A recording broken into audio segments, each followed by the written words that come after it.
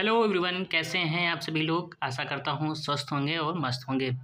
तो जी हाँ, हमने जो संघर्ष एक्सप्रेस आरआरबी फार्मासिस्ट के लिए जो हमने सीरीज़ लॉन्च की थी, आज उसकी सेकंड क्लास है। और सेकंड क्लास के अंदर हम लोग आज पढ़ने वाले हैं जो हमारा सब्जेक्ट फार्माकोलॉजी है, उसके जो कुछ जनरल टॉपिक्स हैं। जैसे कि हमारा जनरल फार्माकोलॉजी क्या होता है, फार्माकोकाइनेटिक्स और फार्माकोडायनेमिक्स क्या होता है, और route of administration of drug. ठीक है, तो ये कुछ इंपॉर्टेंट टॉपिक्स हैं फार्माकोलॉजी के अंदर।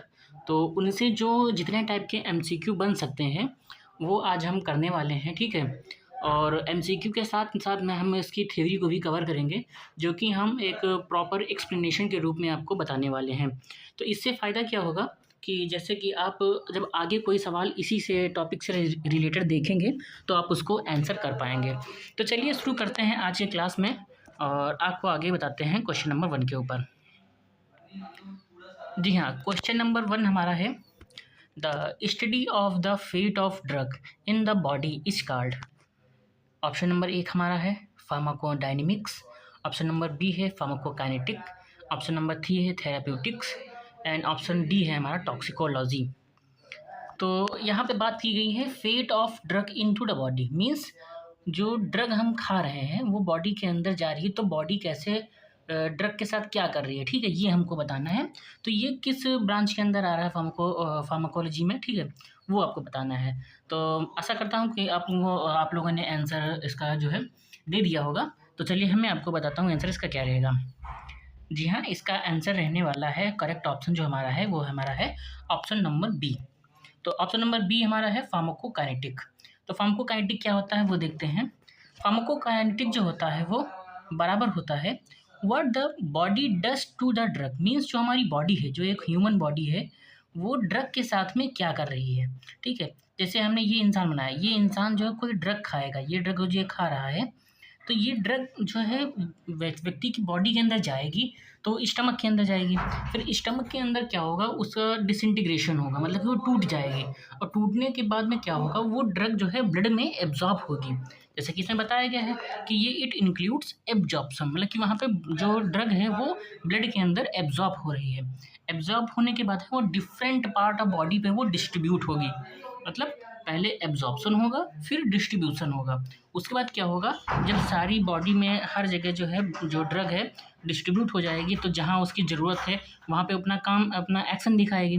उसके बाद में क्या होगा, वो सब कहीं से होते हुए कहाँ जाएगी, लीवर में मेटाबॉलिज्म के लिए, मतलब उसका अब मेटाबॉलिज्म होगा, और मेटाबॉलिज्म के बाद में क्या होगा, उसका एक्सक्रीशन हो जाएगा। तो ये चार हमारे चीज़ें दी गई हैं यहाँ पे, जो चार हमारी जो क्रियाएँ होती हैं ये फार्माकोकाइनेटिक के अंदर आती हैं। इसमें हमारा होता है एब्जॉर्प्शन, डिस्ट्रीब्यूशन, मेटाबॉलिज्म, और लास्ट में हमारा आता है एक्सक्रीशन। ठीक है, तो फार्माकोकाइनेटिक के अंदर हम यही चीज़ें पढ़ते हैं। चलिए आगे देखते हैं कि हमारा नेक्स्ट क्वेश्चन क्या कहता है। तो हमारा नेक्स्ट क्वेश्चन है that is the study of mechanism of drug action is called, मतलब जो हमारा ड्रग है उसका अगर जो हम मैकेनिज्म, जो बॉडी के अंदर जो उसका मैकेनिज्म है, कैसे वो एक्ट कर रही है, ठीक है, मैकेनिज्म ऑफ ड्रग की अगर जो हम स्टडी कर रहे हैं तो वो किस ब्रांच के अंदर आएगी, फार्माकोकाइनेटिक के अंदर। ठीक है, लेकिन फार्माकोलॉजी की किस ब्रांच के अंदर आएगी। जैसे कि हमारे ऑप्शन दिए गए हैं, आप पढ़िए। क्योंकि हमारा पहला ऑप्शन है फार्माकोकाइनेटिक, सेकंड ऑप्शन है हमारा फार्माकोडायनेमिक, थर्ड ऑप्शन है फार्माकोग्नोसी, एंड डी हमारा है फार्मेसी। जल्दी से आंसर दीजिएगा, और इसका जो राइट आंसर होगा वो हमारा होगा ऑप्शन नंबर बी। जी हाँ, ऑप्शन नंबर बी हमारा होगा फार्माकोडायनेमिक। ठीक है, फार्माकोडायनेमिक क्या कहता है, जो फार्माकोडायनेमिक है what the drug does to the body.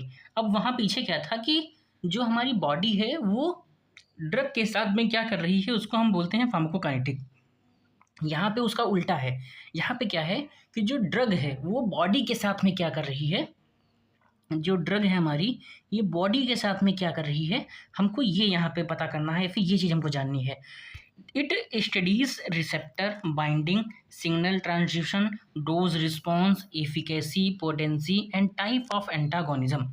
मतलब फार्माकोडायनेमिक के अंदर हम ये सारी चीज़ें कवर करते हैं जिससे कि हमारा ड्रग का मैकेनिज्म हमारा जो है पता चलता है। जैसे कि जब कोई ड्रग का डिस्ट्रीब्यूशन होता है, ठीक है, तो वो एक पार्टिकुलर जो हमारा जहाँ पे उसकी ज़रूरत होती है, जो साइट ऑफ एक्शन होता है, वहाँ पे कुछ रिसेप्टर्स होते हैं, ठीक, तो वहाँ पे जाके वो एक्ट करेगी ड्रग। तो यही यहाँ पे क्या बताया गया है कि इसकी स्टडी के अंदर क्या क्या आता है, यहाँ पर रिसेप्टर हो जाएगा, फिर रिसेप्टर से बाइंडिंग कैसे हो रही है, फिर सिग्नल का कैसे ट्रांसडक्शन हो रहा है, फिर डोज़ कितना है, अगर जो हम डोज़ बढ़ाते हैं तो रिस्पॉन्स कैसा आ रहा है, बढ़ रहा है, फिर घट रहा है, ठीक है।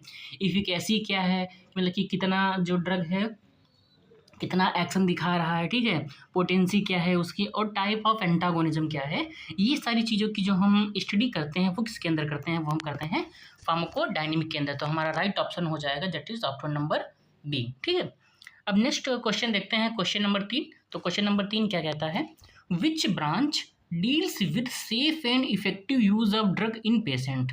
मतलब ऐसी कौन सी ब्रांच है जिसके अंदर हम सेफ्टी और सेफ और इफेक्टिव यूज ऑफ ड्रग को जो है हम देखते हैं, ठीक है। तो ऑप्शन नंबर ए हमारा है that is pharmacotherapeutics, pharmacotherapeutics, pharmaco geno pharmacogenetics, and option number C clinical pharmacology, and option number D that is toxicology, ठीक है।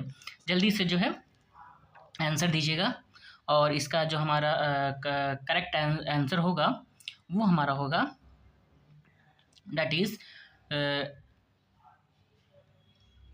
करेक्ट आंसर है हमारा ऑप्शन नंबर ए, जो कि हमारा होगा फार्माकोथेराप्यूटिक्स। जी हाँ, फार्माकोथेराप्यूटिक्स होगा।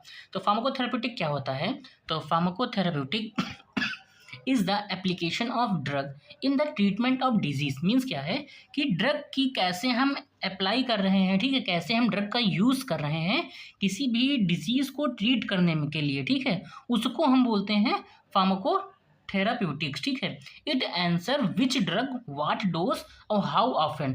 मतलब इसके अंदर जो फार्माकोथेरेप्यूटिक्स होती है ये हमको ये बताता है कि कौन सी ड्रग किस डिजीज़ में दी जाएगी और उस ड्रग का कितना डोज दिया जाएगा और वो कब दी जाएगी, ठीक है। ये सारी चीज़ें जो हमको जानने को मिलती हैं, ये कहाँ से मिलती हैं, ये मिलती हैं फार्माकोथेरेप्यूटिक्स की ब्रांच के अंदर। एग्जाम्पल के यहाँ पे बताया गया है, using amlodipine safety for hypertension, clinical pharmacology is broader include drug trial and research. अच्छा, यहाँ पे बताया गया है जिससे एमिलोडिविन जो है वो सेफली जो है यूज़ की जाती है किसके अंदर, हाइपरटेंशन के अंदर, ठीक है। और जहाँ पे जो सेकंड ऑप्शन नंबर सी बताया गया है क्लिनिकल फार्माकोलॉजी क्या होता है, तो जो हमारा राइट ऑप्शन है वो है करेक्ट ऑप्शन हमारा ऑप्शन नंबर ए, ठीक है। लेकिन क्लिनिकल फार्माकोलॉजी भी अगर जो आपको कोई कन्फ्यूजन लग रहा हो कि क्लिनिकल फार्माकोलॉजी भी तो हो सकता है, जी नहीं, वो नहीं होता है। क्लिनिकल फार्माकोलॉजी एक ब्रॉड ब्रांच होती है जिसके अंदर जो है फार्माकोथेरेप्यूटिक आता है, ठीक है। और क्लिनिकल फार्माकोलॉजी के अंदर क्या करते हैं हम, जो ड्रग के ट्रायल्स होते हैं, R&D होता है, रिसर्च एंड डेवलपमेंट जो होता है, वो चीज़ें आती हैं क्लिनिकल फार्माकोलॉजी के अंदर, ठीक है। तो ऑप्शन नंबर ए हमारा इसका राइट आंसर होगा। क्वेश्चन नंबर 4 हमारा है, which is not a component of pharmacokinetics. अब फार्माकोकाइनेटिक का कौन सा कंपोनेंट नहीं यहाँ पे नहीं है।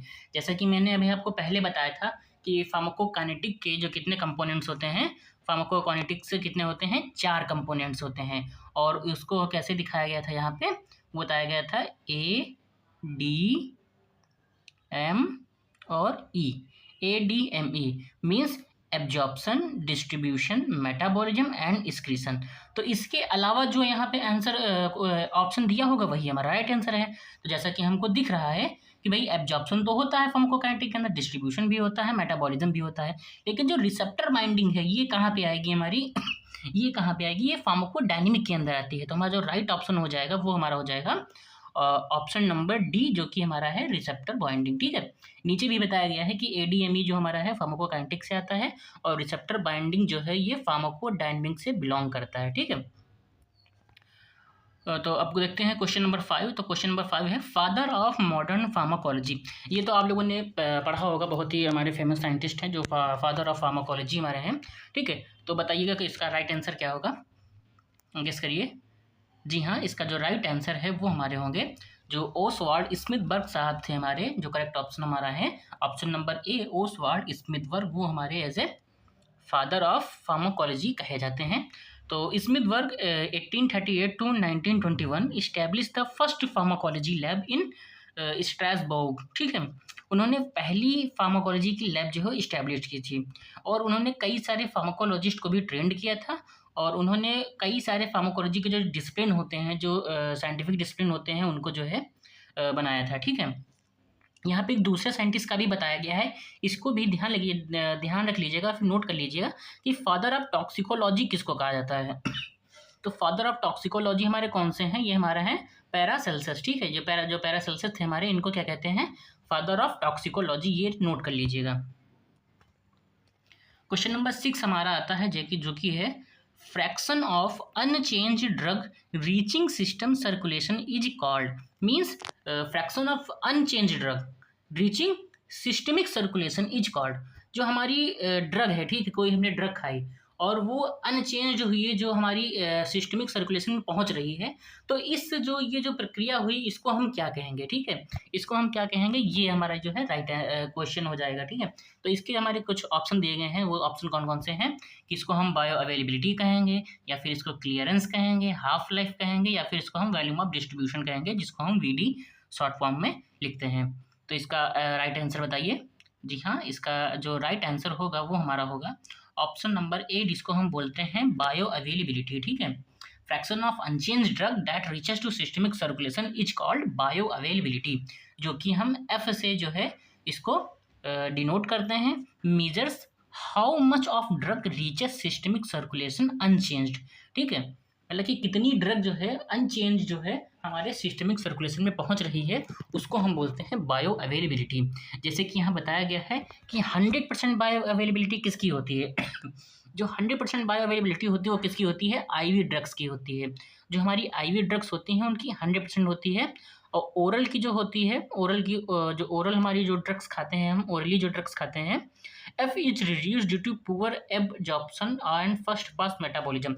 अच्छा, जो हमने ओरली ड्रग को खाया, ठीक है, तो वो ड्रग जाएगी, पहले डिसइंटीग्रेट होगी, ठीक है, फिर उसका एब्जॉर्प्शन सही से हो रहा है नहीं हो रहा है, तो यहाँ पे ये चीज़ उसको अफेक्ट करने वाली है। उसके बाद क्या होगा, फिर एब्जॉर्ब होगा, फिर वो फर्स्ट पास मेटाबॉलिज्म हिपोटोपोर्टल वेन से जो है जाएगी, तो वहाँ पे उसका फर्स्ट पास मेटाबॉलिज्म हो जाएगा, तो वो भी इसको अफेक्ट करेगा, उसकी जो हमारी अमाउंट है वो कितना पहुँच रहा है उसको अफेक्ट करने वाला है, तो ये भी जो इसको अफेक्ट करता है, ठीक है। जैसे कि एग्जांपल के तौर पे हमको बताया गया है कि जो ओरल प्रोपेनोलोल होता है वो 30% के करीब जो है उसकी अवेलेबिलिटी रहती है, बायो अवेलेबिलिटी रहती है। वो क्यों, क्योंकि हेपेटिक मेटाबॉलिज्म उसका हो जाता है, इस वजह से केवल 30% ही जो है हमारे ब्लड में सही तरीके से जो पहुँच सकती है।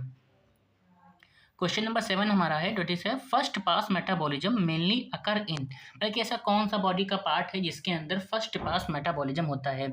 ये तो आपको आंसर इसका पता ही होगा क्योंकि बहुत ही ज़्यादा कॉमन क्वेश्चन है ये। तो जी हाँ, इसका आंसर होने वाला है जो कि हमारा है answer number B, that is है इसका लीवर। लीवर को ही मेन मेटाबॉलिज्म का ऑर्गन कहते हैं, ठीक है। तो इसको आप याद कर लीजिएगा।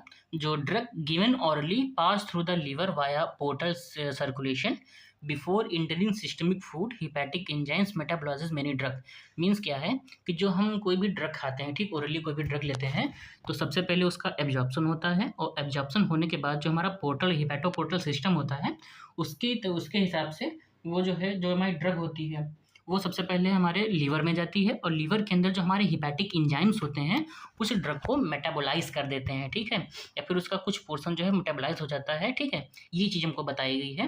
तो फर्स्ट पास इसको क्या बोलते हैं, फर्स्ट पास मेटाबॉलिज्म। एग्जाम्पल के तौर पे हमको बताया गया जो नाइट्रोग्लिसरीन है, फिर प्रोपेनोलोल का भी जो हमने पिछले एग्जाम्पल आपको बताया था ना कि 30% पहुँचती है प्रोपेनोलोल, तो देखिए यहाँ पे उसका एग्जाम्पल है कि फर्स्ट पास मेटाबॉलिज्म के अंदर जो प्रोपेनोलोल है वो 30% ही केवल पहुंच पाती है, और 70% जो है इसका मेटाबॉलिज्म हो जाता है। तो इससे क्या होगा, उनकी बायो अवेलेबिलिटी जो है रिड्यूस हो जाती है, और इसी को क्या बोलते हैं, फर्स्ट पास इफेक्ट या फिर फर्स्ट पास मेटाबॉलिज्म इसको बोलते हैं। क्वेश्चन नंबर 8 देखते हैं। तो क्वेश्चन नंबर 8 क्या है, a drug with large volume of distribution, a drug with large volume of distribution VD is likely to, means किसी भी ड्रग जो है उसका बहुत ही ज़्यादा वॉल्यूम डिस्ट्रीब्यूशन है तो उसको क्या बोलेंगे, फिर उसको क्या कहेंगे, ठीक है।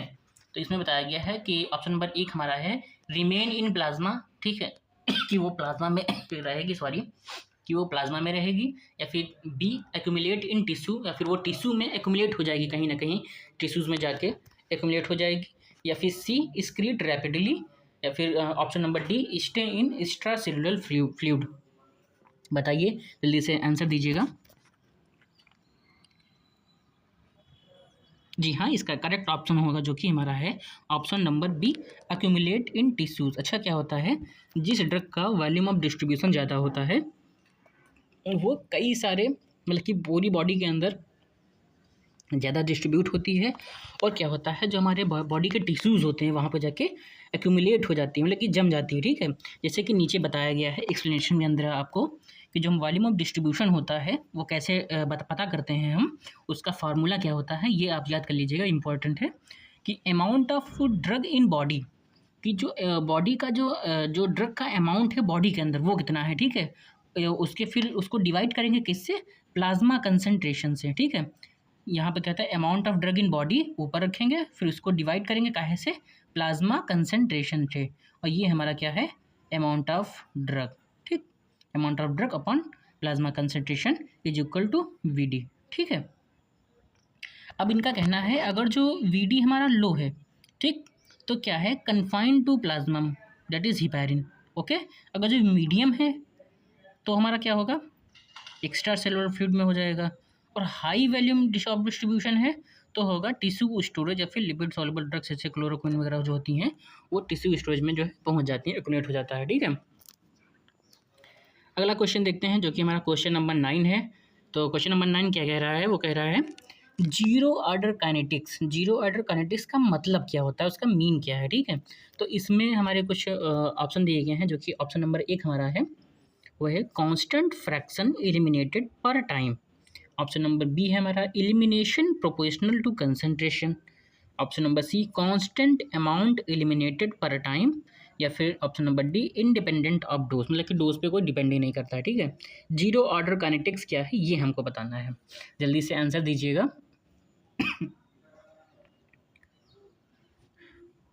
जी हाँ, इसका जो आंसर होने वाला है वो हमारा है option number C, that is constant amount eliminated per time. अब ये कैसे होता है ये जानिए, in zero order kinetics elimination is at fixed rate, मतलब जो एलिमिनेशन है उसका जो है एलिमिनेट होने का जो रेट है वो फिक्स रहेगा। ठीक है, सिचुएशन ऑफ एंजाइम रहता है वहाँ पे, जैसे कि हमारा जो इथेनॉल है, ठीक है, तो 10 ग्राम पर आवर एलिमिनेट होता है, तो regardless of blood concentration it contrast first order means a constant fraction is eliminated most drug. ठीक है, सिंपली क्या यहाँ पे बताया गया है कि जो जीरो ऑर्डर का मतलब है कि वहाँ पे जो है कांस्टेंट अमाउंट जो है एलिमिनेट होगा पर टाइम पे, जैसा कि यहाँ पे आपको बताया गया है कि जो एथेनॉल है वो 10 ग्राम पर आवर के हिसाब से जो है एलिमिनेट होता है। ओके, यहाँ पे क्या बताया गया, जैसे 10 ग्राम, तो इतना जो उसका अमाउंट है वो कांस्टेंट है यहाँ पे कि पर आवर हमको 10 ग्राम ही उसका जो है निकलना है, तो यहाँ पे क्या हो जाएगा, ऑप्शन नंबर सी जो हमारा है constant amount eliminated per time जो है ये हमारा राइट ऑप्शन हो जाएगा। क्वेश्चन नंबर 10 हमारा है the time taken for plasma drug concentration to fall by 50% is, means जो प्लाज्मा ड्रग कंसनट्रेशन है, ठीक है, वो 50% रह जाए, और तो जो 50% रहने में जब उसको कितना टाइम लग रहा है उस टाइम को क्या बोलेंगे। ठीक है, ये यहाँ पे बताया गया है। तो ये क्वेश्चन, अब इसका ऑप्शन हमारा है दैट इज़ क्लियरेंस बोलेंगे उसको, या फिर बायो अवेलेबिलिटी बोलेंगे, या फिर हाफ लाइफ बोलेंगे, या फिर स्टेडी स्टेट बोलेंगे। जल्दी से बताइए। अगर जब इसको थोड़ा सा कॉमन सेंस लगाइए और खुद ही जानिए, जैसे हमने बायो अवेलेबिलिटी की तो बात हमने करी चुकी, ठीक है, और स्टेडी स्टेट हमको पता है कि भाई वो जो प्लाज्मा ड्रग कंसनट्रेशन जो है, प्लाज्मा ड्रग कंसनट्रेशन क्या है, 50% गिर चुका है, मतलब वो गिर रहा है या फिर वो ख़त्म हो रहा है, तो वहाँ पे स्टेडी स्टेट तो हो नहीं सकती, तो ये तो गलत हो गया। बायो अवेलेबिलिटी हमने आपको पहले ही बता दी, तो अब आपको कन्फ्यूजन होना चाहिए कि क्लियरेंस होगा या फिर हाफ लाइफ होगा। ठीक है, तो इसमें भी अगर जब लगाएंगे थोड़ा सा दिमाग, तो इसमें क्या है कि वो 50% बता रहा है, मतलब कि वहाँ पे हाफ लाइफ होगा। क्लियरेंस पूरा ही साफ हो जाता, लेकिन यहाँ पे हाफ लाइफ बोल रहा है और यहाँ पे 50% बोल रहा है, तो इससे क्या होगा, हमारा जो कि है ऑप्शन नंबर सी हमारा है वो राइट आंसर हो जाएगा। उसको बोलते हैं हाफ लाइफ। तो हाफ लाइफ क्या होता है, टी हाफ से इसको डिनोट करते हैं। It is determined by clearance, क्योंकि क्लियरेंस का मतलब है कि time in which whole amount of plasma drug concentration जो है वो गिर जाए और जितनी भी सारी ड्रग है वो क्या बोलते हैं एक्सीट आउट हो जाए। ठीक है, तो यहाँ पे जो डायरेक्टली यहाँ पे फार्मूला दिया गया है टी हाफ का, वो ध्यान रखिएगा कि T half is equal to 0.693 multiplication volume of distribution upon clearance. Okay, ये इसका जो है फार्मूला रहेगा। क्वेश्चन नंबर 11 क्या कहता है, a renally excreted drug in renal failure will show. मतलब यहाँ पे ये कहा गया है कि जो एक ड्रग है जो कि हमारा रीनल रूट के थ्रू जो है वो एक्सक्रीट आउट होती है, मतलब किडनी के थ्रू जो है वो एक्सक्रीट आउट हो रही है, लेकिन अब वहाँ पे क्या है, रीनल फेलियर हो गया है, तो वहाँ पे क्या होगा, मतलब कि वहाँ पे या तो क्लियरेंस उसका जल्दी बढ़ जाएगा, या फिर प्लाज्मा कंसंट्रेशन होगा, या फिर प्लाज्मा कंसंट्रेशन डिक्रीज़ हो जाएगा, या फिर कोई चेंज नहीं होगा। तो यहाँ पे जो ऑप्शंस दिए गए हैं उसको आप देखने जाएंगे तो इसमें साफ साफ पता चल रहा है कि भाई जो रीनल है वो तो सिस्टम ख़राब ही हो गया है, तो वो कैसे होगा। तो ये आपसे इसको आंसर देना है, तो जल्दी से आंसर दीजिएगा, थोड़ा सा दिमाग लगाइए इसके अंदर। जी हाँ, इसका जो राइट आंसर होगा वो हमारा होगा option number B, increased plasma concentration. Simply आप ये सोचिए कि जैसे कि किडनी के थ्रू जो है क्या बोलते हैं कोई ड्रग जो है वो एक्सक्रीट आउट हो रही है, ठीक है, लेकिन अब यहाँ पे क्या हुआ कि किडनी ही बेकार हो गई, मतलब कि किडनी फेलियर हो गया, किडनी वर्क ही नहीं कर रही है, तब क्या होगा, तो वो बॉडी से बाहर जाएगा ही नहीं, और जब बॉडी से बाहर नहीं जाएगा तो वो प्लाज्मा कंसंट्रेशन बढ़ेगी तो है, वो बढ़ती रहेगी, समझे। तो इसीलिए क्या बोलते हैं कि प्लाज्मा कंसंट्रेशन जो है वो इंक्रीज हो जाएगी। Impaired kidney function decreases drug elimination, मतलब कि अगर जो किडनी खराब हो गई तो ड्रग का एलिमिनेशन जो है वो घट जाएगा, ठीक है, और ड्रग एक्यूमुलेट्स इन प्लाज्मा, और ड्रग का एक्यूमुलेशन इन द प्लाज्मा वो बढ़ जाएगा। रिस्क ऑफ टॉक्सिसिटी होने के चांस जो है वो बढ़ जाएंगे। एग्जाम्पल यहाँ पे क्या दिया गया है कि जो अमीनोग्लाइकोसाइड्स होते हैं require dose adjustment in renal failure. अगर जो किसी व्यक्ति को रीनल फेलियर है तो उसको अमीनोग्लाइकोसाइड जो है उसका डोज जो है कम्प्लीटली नहीं देते हैं, उसके हिसाब से एडजस्ट करते हैं डोज को, ठीक है, इस वरना उसकी जो है उसके अंदर टॉक्सिसिटी हो सकती है, इसीलिए ऐसा करते हैं। ओके, आगे देखते हैं क्वेश्चन नंबर 12 हमारा क्या कहता है, phase 1 reactions are mainly carried out by. जो हमारा मेटाबॉलिज्म होता है उसके अंदर 2 टाइप की रिएक्शंस होती हैं, फेज़ 1 एंड फेज़ 2, ठीक है। तो इसमें ये पूछ रहा है जो फेज़ 1 रिएक्शन होती हैं वो किसके द्वारा होती हैं। कुछ एंजाइम यहाँ पे दिए गए हैं, जैसे कि पहला हमारा ऑप्शन है जो कि है साइटोक्रोम P450, या फिर सेकंड ऑप्शन है ट्रांसफेरेजेस, सी ईस्टरेजेस, एंड डी हमारा है पेप्टिडेजेस, ठीक है। तो जल्दी से आंसर दीजिएगा। जी हाँ, इसका जो राइट आंसर होगा वो है ऑप्शन नंबर ए, और वो हमारा है साइटोक्रोम P450। यहाँ पे दिया गया है कि फेज़ 1 की रिएक्शन कौन कौन सी होती हैं, ऑक्सीडेशन है, रिडक्शन है, हाइड्रोलिसिस है, ठीक है, ये सारी रिएक्शन जो है वो फेज़ 1 की रिएक्शन है, और मोस्टली कैटालाइज्ड किससे होती हैं, CYP450 से, जो कि एक एंजाइम है, माइक्रोसोमल एंजाइम होता है, ठीक है, और ये क्या करता है ड्रग को मोर पोलर कर देता है, तो इससे क्या कहता है एक्सक्रीशन जो है वो बढ़ जाता है, हाइड्रोक्सिलेशन ऑफ बार्बिट्रेट में ये हेल्प करता है, ठीक है। जी हाँ, क्वेश्चन नंबर 13 क्या कह रहा है, तो example of phase second reaction, मतलब जो हमारा अभी हमने फेज़ 1 रिएक्शन पीछे देखी, तो फेज़ सेकेंड जो रिएक्शन है उसका कौन सा एग्जाम्पल है। तो यहाँ पे ऑप्शन दिया गया है, ऑप्शन नंबर 1 हमारा क्या है, hydroxylation, oxidation, glucuronidation and dehydrogenation. जी हाँ, बताइए इसका कौन सा आंसर रहेगा। जी हाँ, इसका राइट ऑप्शन होने वाला है जो कि है हमारा ऑप्शन नंबर सी, ठीक है। फेज़ 2 की रिएक्शन क्या रहेगा, कॉन्जुगेशन विद पोलर ग्रुप में रहता है, ठीक है, वाटर सॉल्युबिलिटी बढ़ाता है और एक्सक्रीशन को जो है वो बढ़ा देता है। तो ऑप्शन नंबर सी जो हमारा है ग्लूकोरोनिडेशन जो है वो इसकी जो है हमारा एग्जाम्पल है।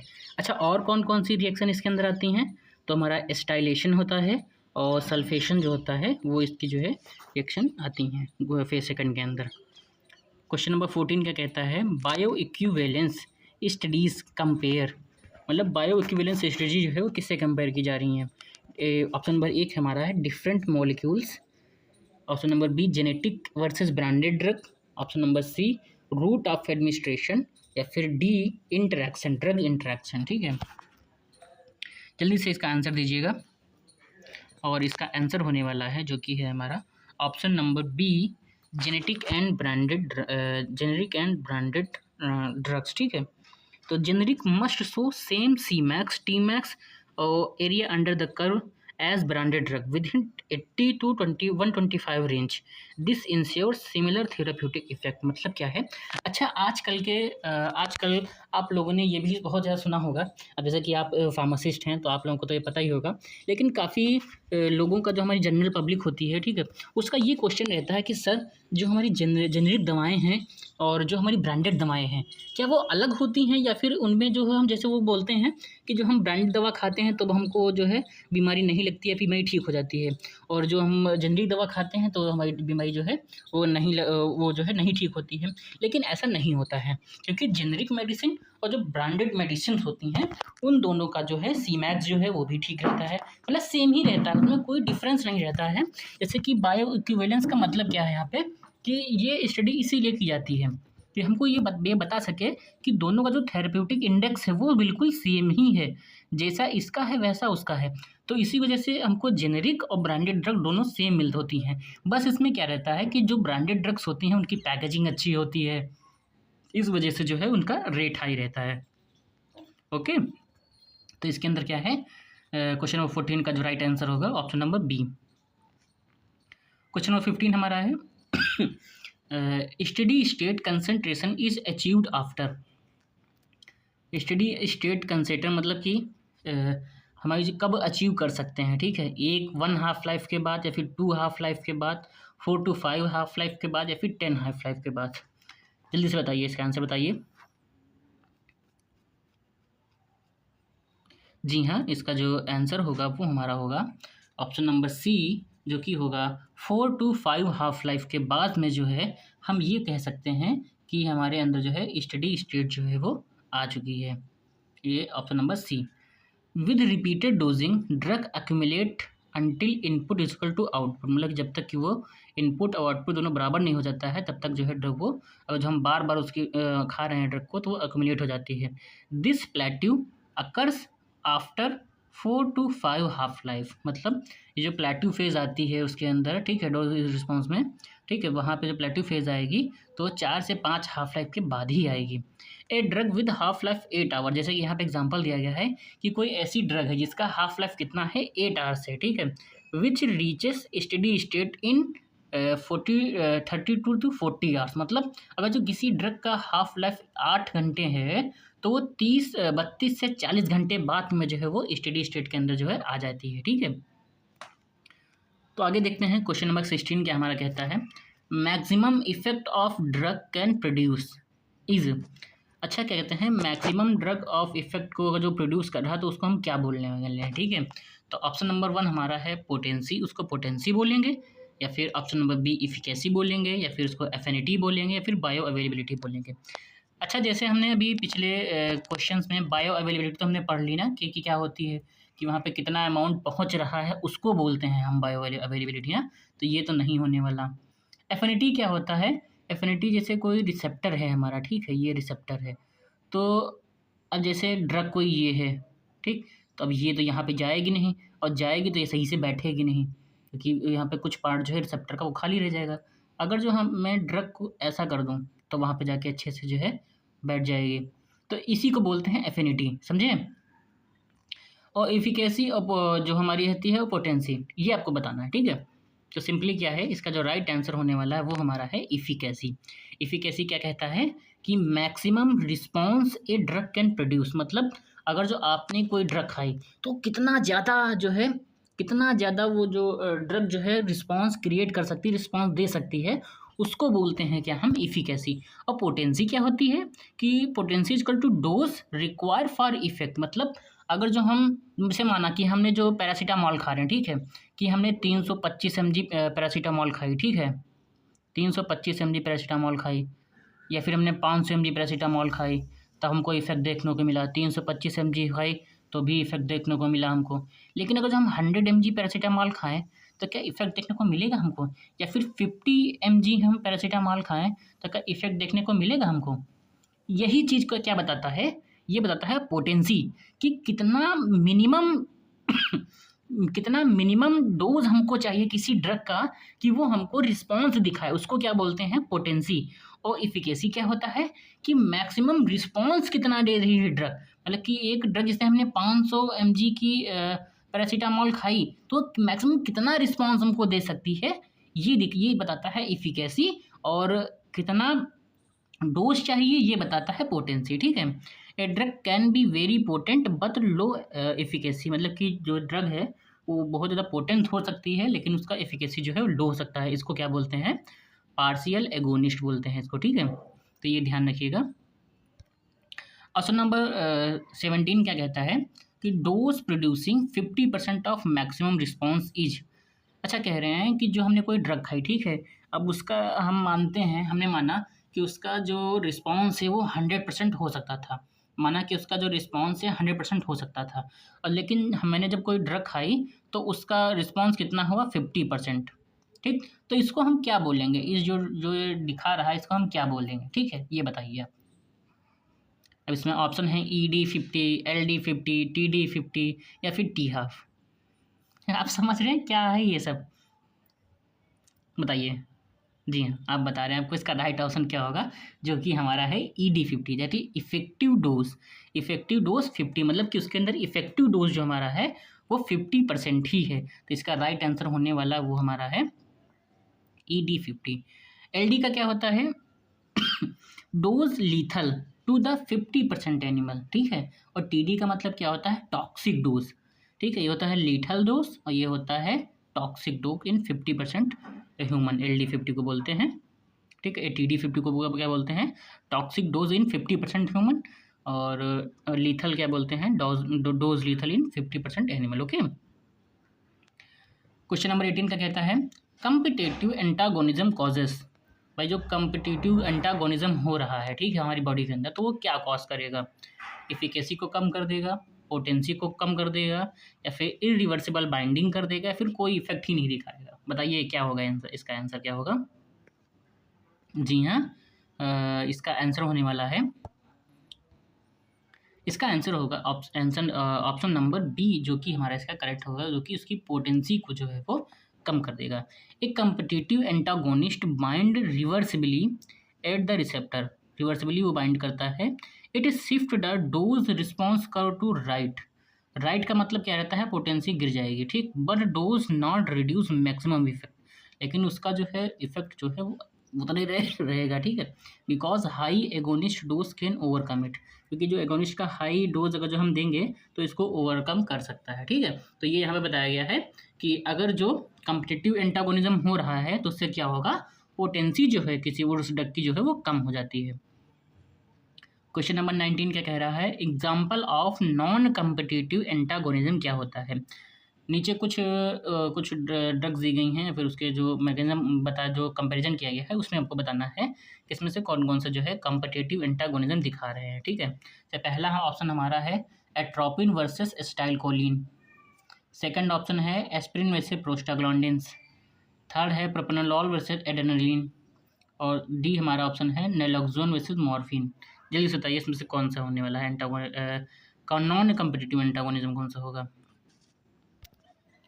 और करेक्ट ऑप्शन होगा हमारा जो कि है option number B, aspirin versus prostaglandins. ये जो होगा हमारा नॉन कम्पिटिटिव एंटागोनिज्म दिखाएगा। नॉन कम्पिटिटिव एंटागोनिज्म मतलब antagonist reduce efficacy not potency and can not overcome by the more agonist, मतलब वो जो ज़्यादा एगोनिस्ट दे रहे हैं, ठीक है, तो उससे भी नहीं कम हो सकता है। ये डायरेक्टली क्या करता है, ये कम करेगा आपकी जो है इफिकेसी को कम करता है, ठीक है। एस्पिरिन क्या है हमारा, ये इरिवर्सिबली इनहिबिट करती है कॉक्स को, हमारे जो कॉक्स एंजाइम होता है, ठीक है, साइक्लोऑक्सीनेशन हमारे एंजाइम होता है उसको, और ये जो है ये जो कॉक्स करता है ये लेस कर देता है प्रोस्टाग्लैंडिन्स को, ठीक है, उसकी जो कंसंट्रेशन होगी वो कम कर देगा। क्वेश्चन नंबर 20 हमारा क्या है, थेराप्यूटिक इंडेक्स, ये क्या होता है, बताइए। थेराप्यूटिक इंडेक्स का फार्मूला क्या है, ED50/LD50, मतलब कि जो हमारा क्या बोलते हैं एफिकेसी डोज था, बट जो हमारा लीथल डोज 50 था उसको, या फिर LD50/ED50, ED99/ED1, या फिर TD50/ED50, जल्दी बताइए। इसका राइट आंसर होगा वो हमारा है option number B, that is LD50/ED50। ये हमारा TI का फार्मूला आप लिख लीजिएगा, बहुत ही इंपॉर्टेंट रहता है, ये पूछ लेते हैं। LD50/ED50, ठीक है। ये इन एनिमल्स, ओके।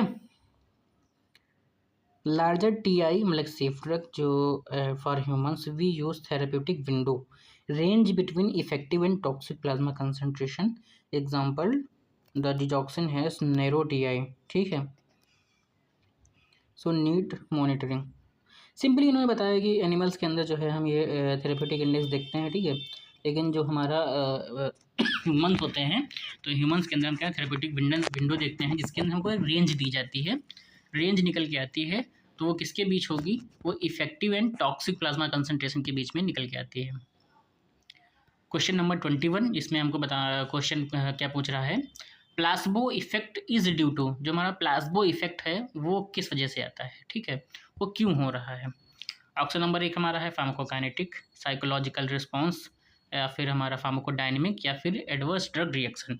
किसके कारण से प्लास्बो इफेक्ट आता है, जल्दी बताइए।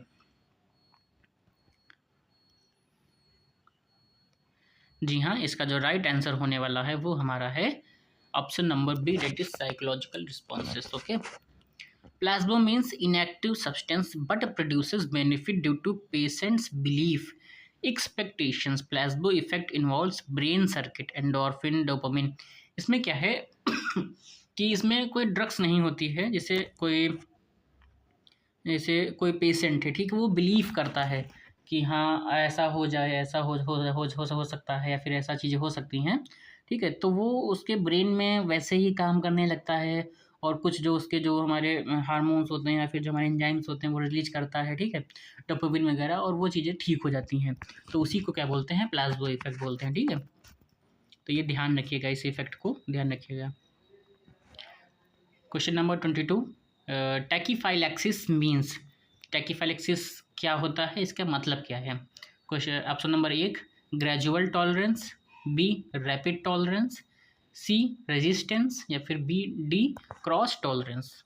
टॉलरेंस का मतलब क्या होता है, पहले तो ये बताइए, उसके बाद बताइए कि ग्रेजुअली हो रहा है या फिर रैपिडली हो रहा है, रेजिस्टेंस हो रहा है, कैसे हो रहा है बताइए। जी हाँ, टॉलरेंस क्या होता है? टॉलरेंस ये होता है, जैसे हम कोई भी ड्रग बार बार खा रहे हैं तो बॉडी जो है उसको टॉलरेट करती है, लेकिन उसका इफेक्ट नहीं दिखाती, बार बार वही को ड्रग आप खाएंगे, ठीक है, तो इफेक्ट दिखा देते कम कर देता, बॉडी उसकी हैबिचुअल हो जाती है, ठीक है, ये चीज़ होता है। तो इसका आंसर होने वाला है कि उसका जो रिस्पॉन्स होता है ड्रग का वो कम हो जाता है, ठीक है। तो यहीं पे क्या होता है, अगर टैकीफाइलैक्सिस हमारा है, उसका मतलब होता है very rapid loss of response, मतलब कि इकट्ठे से जो है जो रिस्पॉन्स था हमारा वो रैपिडली जो है वो लॉस हो जाता है आफ्टर रिपीटेड डोजिंग, ठीक है।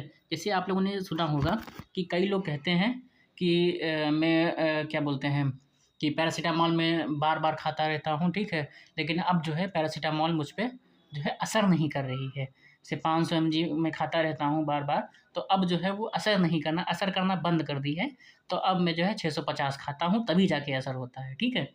तो यही चीज़ यहाँ पे बताई गई है, इसको क्या बोलते हैं? टैकीफाइलैक्सिस, ठीक है, कि रिपीटेड डोजिंग करोगे अगर जो किसी ड्रग का, बार बार किसी ड्रग को खा रहे हो, तो उसका रिस्पॉन्स जो है वो लॉस हो जाएगा, ठीक है, वो आपके उस पर रिस्पॉन्स नहीं दिखाएगा, इसी को क्या बोलते हैं? टैकीफाइलैक्सिस। तो यहाँ पे जो हमारा करेक्ट ऑप्शन है वो है ऑप्शन नंबर हमारा बी, इसको बोलते हैं rapid tolerance, okay.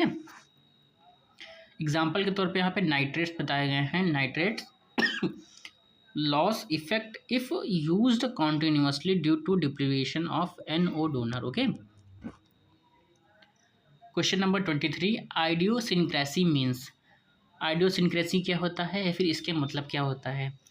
Option number 1 हमारा है प्रिडिक्टेबल ADR, या फिर जो प्रिडिक्ट हम कर सकते हैं ADRs को।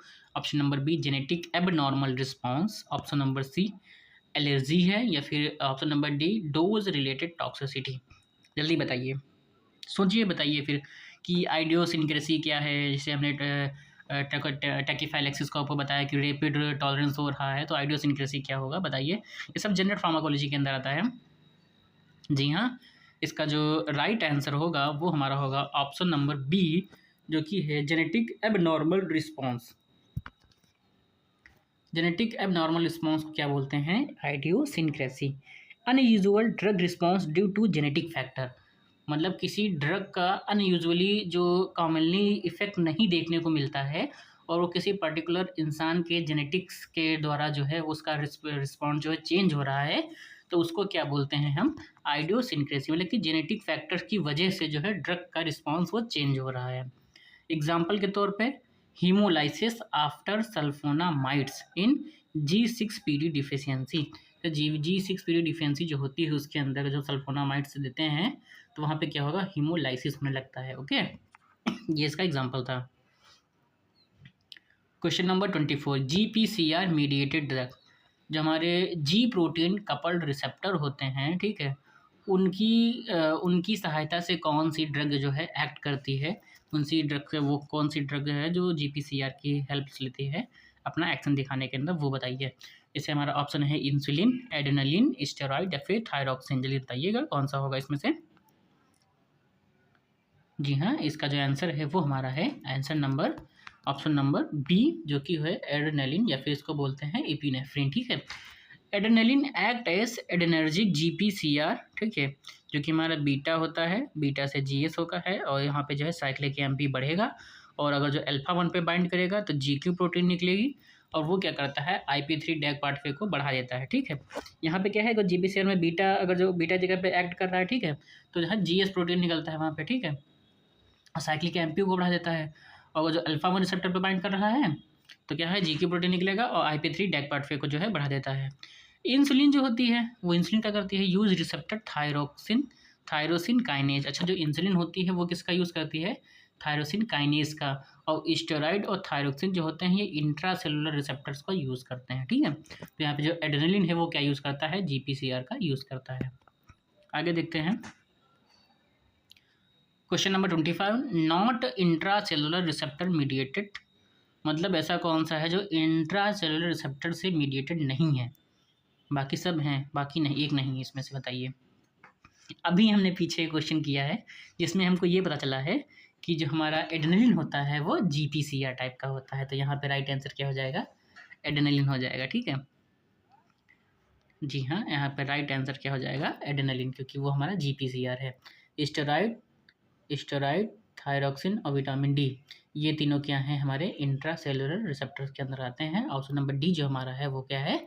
GPCR का है। ठीक है, जो कि नीचे बताया भी गया है कि वो कहाँ से बाइंड होता है? थायरॉक्सिन, स्टेरॉइड और vitamin D enter cells and bind nuclear receptor to regulate gene transcription. Okay, और adrenaline act as GPCR। Okay, आगे बात करते हैं question number 26, 100% bioavailability route, मतलब कि ऐसी कौन सी रूट है अगर जो उससे हम ड्रग को दें तो वो उसकी 100% बायो अवेलेबिलिटी हो जाए? बताइए। बहुत ही सिंपल सा क्वेश्चन है, आप लोगों ने बता भी दिया होगा, तो चलिए आपको राइट आंसर बताते हैं, जो कि हमारा है IV रूट। ऑब्वियस सी बात है कि अगर जो हम डायरेक्टली, अगर जो हम ब्लड स्ट्रीम में किसी भी ड्रग को दे रहे हैं तो जितने हम देंगे ड्रग की डोज उतना सारा ब्लड में जाएगा और वो ब्लड के डायरेक्टली क्या करेगा? साइड ऑफ एक्शन पे दे देगा। तो उसकी बायो अवेलेबिलिटी क्या? अच्छा, बायो अवेलेबिलिटी क्या बोलता है कि कितने अमाउंट ऑफ ड्रग पहुँच रहा है बॉडी के ब्लड के अंदर। तो डायरेक्टली हमने जब उसी ब्लड में ही दे दी तो कहीं वेस्टेज ही नहीं हुआ, तो क्या हुआ? IV जो हमारा है वो 100% देता है bioavailability. Direct systemic circulation, no absorption step, no first pass metabolism, दोनों चीज़ यहाँ पे नहीं होती हैं। ठीक है, अच्छा, सबलिंगुअल और IM में भी होता है लेकिन 100% नहीं होता है। ठीक है, वो जो वो सोच रहे हूँ कि यार IM भी तो वही चीज़ है और सबलिंगुअल भी तो वही चीज़, लेकिन वहाँ पे 100% नहीं होता है। ठीक है, इसीलिए IV जो होती है वो 100% होता है। Question number 27, route bypassing first pass metabolism, मतलब कि ऐसा कौन सा रूट है जिसके द्वारा जो है हम फर्स्ट पास मेटाबॉलिज्म को पास कर सकते हैं? वो बताइए। जी हाँ, यहाँ पे थोड़ा सा क्वेश्चन थोड़ा गड़बड़ हो गया है, थोड़ा यहाँ पे जो हमारे ऑप्शन दिए गए हैं वो थोड़े से गड़बड़ हो गए हैं। आपको बताते हैं क्या है। यहाँ पे जो राइट ऑप्शन यहाँ पे आपको बी बताया जा रहा है, ये सबलिंगुअल है। ठीक है, लेकिन यहाँ पे ऐसा नहीं है। यहाँ पे जो IV है वो भी फर्स्ट पास मेटाबॉलिज्म को पास कर देता है, सबलिंगुअल भी पास कर देता है, और जो रेक्टल रूट होता है वो पार्शियली पास करता है, ठीक है। तो यहाँ पे जो थोड़ा सा क्वेश्चन जो है वो गलत हो गया है, इसके ऑप्शंस जो है सही नहीं थे। अगर जो इसमें देखा जाए तो आईवी 100% कर देता है पास, ठीक है, और सबलिंगुअल ये भी कर देता है, लेकिन रेक्टल जो है वो पार्शियली कर पाता है, ठीक है। तो यहाँ पे क्वेश्चन होना चाहिए था कि ऐसा कौन सा रूट है जो फर्स्ट पास मेटाबॉलिज्म को पास नहीं करता है, ठीक है, नॉट लगाना चाहिए था, तो उसमें ओरल हमारा आता था, ठीक है। तो इसको जो है थोड़ा करेक्ट कर लीजिएगा। आगे देखते हैं question number 28। Not a parenteral route, इसमें से कौन सा ऐसा रूट है जो पेरेंटरल के अंदर नहीं आता है, ठीक है। आईवी है, आईएम है, एससी है, ओरल है, मतलब कि सब कटिन्यूस है या फिर ओरली रूट दिए गए हैं, बताइए। जी हाँ, इसमें जो हमारा ऑप्शन नंबर डी है जो कि हमारा ओरल है, ओरली जो है वो नहीं आता है पेरेंटल के अंदर। पेरेंटल मतलब कि नॉन ओरल, इसमें हमारा इंट्रावेनस भी आ जाता है, इंट्रामस्कुलर भी आ जाता है, सबक्यूटेनियस भी आता है, इंट्राथीकल भी आ जाता है, ठीक है। और जो ओरल होता है वो क्या होता है, इंटीरियर रूट के अंदर जो है वो आता है, ठीक। क्वेश्चन नंबर 29 क्या कहता है, एडवांटेज ऑफ सबलिंगुअल रूट, मतलब सबलिंगुअल रूट का ऐसा कौन सा एग्जाम्पल है, ठीक है। तो ऑप्शन नंबर ए क्या है, slow absorption, avoid gastric destruction, increased first pass, या फिर लार्ज वॉल्यूम गिवन। जल्दी से बताइएगा क्या आंसर क्या रहेगा। जी हाँ, इसका जो आंसर होने वाला है वो हमारा है ऑप्शन नंबर बी, जो कि हमारा है अवॉइड गैस्ट्रिक डिस्ट्रक्शन। मतलब क्या है, जो सबलिंगुअली हम किसी भी ड्रग को खाते हैं, ठीक है, तो क्या करते हैं हम उस पर सबलिंगुअल जो कैविटी है वहाँ पे ड्रग को रखते हैं, ठीक है। तो इससे क्या है वो डायरेक्टली एब्जॉर्ब हो जाता है और हमारे स्टमक में नहीं जाता है। जब स्टमक में नहीं जाएगा तो गैस्ट्रिक जो हमारा जो स्टमक है उसके अंदर कोई भी डिस्ट्रक्शन नहीं कॉज करने वाला, ठीक है। तो ये इसका एक एडवांटेज होता है। नीचे बताया भी गया है कि rapid absorption into systemic blood bypasses stomach acid and first pass metabolism, ठीक, जो कि हमारा नाइट्रोग्लिसरीन है, जो आपने देखा होगा कि हाई बीपी में कभी कभी इसको देते हैं, बोलते हैं जबान के नीचे रख लो, ठीक है। तो सब लिंगुअल एरिया पर जिसको रखने के लिए बोलते हैं उसको बोलते हैं नाइट्रोग्लिसरीन, ओके। क्वेश्चन नंबर 30 और हमारा ये आज का लास्ट क्वेश्चन होने वाला है, जो कि है रेक्टल रूट यूजफुल इन, मतलब कि रेक्टल रूट का हम कब यूज़ कर सकते हैं, कि जब पेशेंट अनकॉन्शियस होगा तब कर सकते हैं, या फिर उसको बार बार वोमिटिंग हो रही है, या फिर कोई चिल्ड्रन है, कब यूज़ कर सकते हैं बताइए। जी हाँ, इसका राइट ऑप्शन होने वाला है जो कि है हमारा ऑप्शन नंबर डी, कि ऐसी कोई भी कंडीशन हो सब में हम रेक्टल यूज़ कर सकते हैं। ये rectal route is alternative when oral is not possible, मतलब कि जहाँ पे ओरल नहीं पॉसिबल है तब हम उसको रेक्टल फॉर्म में देते हैं। यूज्ड इन एंटीपायरेटिक्स, मतलब कि जब एंटीपायरेटिक्स होती हैं उसमें यूज़ करते हैं। इन चिल्ड्रंस के अंदर हम एंटीपायरेटिक्स यूज़ करते हैं। डायज़ियापाम इन सीजर, जब सीजर्स आते हैं तो उसमें हम डायज़ियापाम के और रेक्टल रूट में देते हैं। और अनकॉन्शियस पर्सनस में भी हम जो है डायज़ियापाम को रेक्टल रूट से देते हैं। जी हाँ, आज का जो टॉपिक था हमारा उससे 30 क्वेश्चंस कंप्लीट हो चुके हैं, और इतना ही आज के लेक्चर में। और हम इसके जो अगला लेक्चर जो कल आएगा उसमें हम इसके आगे के टॉपिक जो हैं उस पर कवर करेंगे। और अगर जो लेक्चर आपको सही अच्छा लगा हो तो लाइक करिएगा और चैनल को सब्सक्राइब कर लीजिएगा, और अपने दोस्तों को भी ये वीडियो भेजिएगा। हमारा चैनल इतना ग्रो नहीं हो रहा है, इस वजह से आप लोगों से कह रहे हैं। बाकी अगर जो अच्छा लगा हो तो काफ़ी जो हमने कल वीडियो जो बनाया था, ठीक है, उसको भी जाके देखिएगा, क्योंकि वो हमारा पहली क्लास थी। उसमें हमने एसिड बेस और बफर के बारे में जो हमने क्वेश्चंस डिस्कस किए थे, और उसमें काफ़ी सारी थ्योरी भी हमने कवर की थी। तो इसके अगले वाले लेक्चर, आने वाला जो लेक्चर वो कल शाम को आएगा। और तब तक के लिए थैंक यू, और मिलते हैं इसके अगले लेक्चर में।